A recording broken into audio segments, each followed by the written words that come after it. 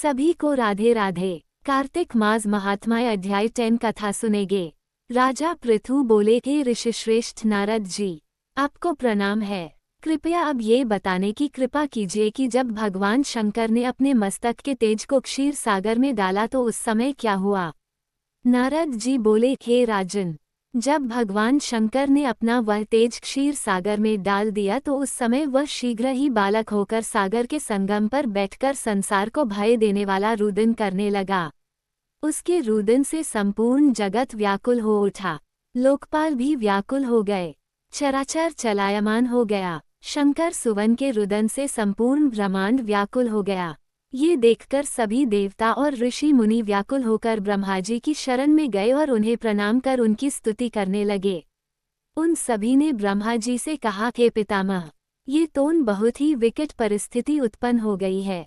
हे महायोगिन, इसको नष्ट कीजिए। देवताओं के मुख से इस प्रकार सुनकर ब्रह्माजी सत्यलोक से उतरकर उस बालक को देखने के लिए सागर तट पर आए।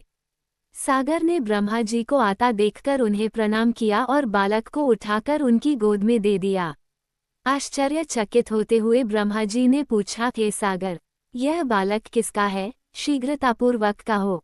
सागर विनम्रतापूर्वक बोला, प्रभो, ये तो मुझे ज्ञात नहीं है, परंतु मैं इतना अवश्य जानता हूँ कि यह गंगा सागर के संगम पर प्रकट हुआ है, इसलिए हे जगत गुरु, आप इस बालक का जात कर्म आदि संस्कार करके इसका जातक फल बताइए।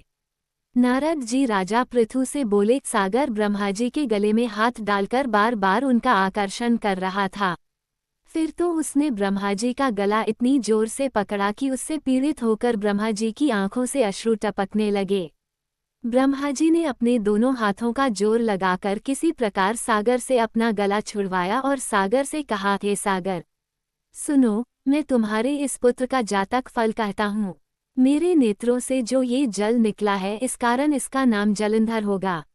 उत्पन्न होते ही ये तरुणावस्था को प्राप्त हो गया है, इसलिए ये सब शास्त्रों का पारगामी, महापराक्रमी, महावीर, बलशाली, महायोद्धा और रण में विजय प्राप्त करने वाला होगा। यह बालक सभी दैत्यों का अधिपति होगा।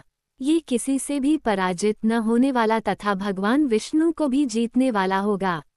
भगवान शंकर को छोड़कर यह सबसे अवध्य होगा। जहाँ से इसकी उत्पत्ति हुई है ये वहीं जाएगा। इसकी पत्नी बड़ी पतिव्रता, सौभाग्यशालिनी, सर्वांग सुंदरी, परम मनोहर, मधुरवाणी बोलने वाली तथा शीलवान होगी। सागर से इस प्रकार कहकर ब्रह्माजी ने शुक्राचार्य को बुलवाया और उनके हाथों से बालक का राज्याभिषेक कराकर स्वयं अंतर्ध्यान हो गए। बालक को देखकर सागर की प्रसन्नता की सीमा न रही, वो हर्षित मन से घर आ गया।